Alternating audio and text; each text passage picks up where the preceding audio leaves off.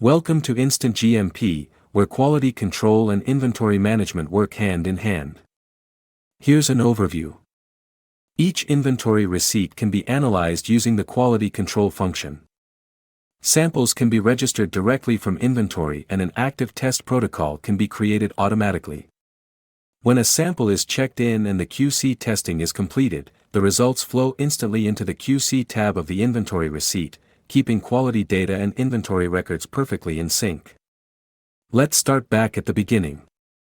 Go to the Inventory Management main screen where you can click on the receipt number to open the detailed information about that inventory receipt. The MTPs tab contains a list of the master test protocols that define the tests and method needed to evaluate this material. These are automatically inherited from the material specification. Additional MTPs can be added by clicking the Add New MTP button and clicking the green checkmark. The QC Tests tab will show a list of tests that have been assigned to this material or have been performed on this material plus the results of those tests. Here we can see that some tests have been completed and we can see the test, method, specification, results, and status. As more tests get added or completed on their separate active test protocols, the new test results along with their results and status will appear. When you are ready to submit a sample for testing, you can go to the MTPs tab and select the tests for the sample. Then you click the Register a Sample button. You can see the new test appear on the QC Tests tab. Before testing can begin, the sample needs to be checked in. When we go to the Check-in Sample screen under the Quality Control menu, we will see all the samples that have been registered but not yet delivered to the lab. Once the sample arrives, the quality control analysts can record the sample quantity and unit and indicate where the sample will be located. In this example, the sample is being placed in the incoming sample bin of QC Laboratory A. Sample locations and changes of sample locations will be recorded in the Usage tab of each sample. When this step is confirmed, the sample will disappear from the Check-in Sample screen and appear in the sample register. The analyst can now click on the Active Test Protocol hyperlink to open the ATP where the instructions for the test and areas to enter results are shown. The analyst will need to issue the ATP before beginning.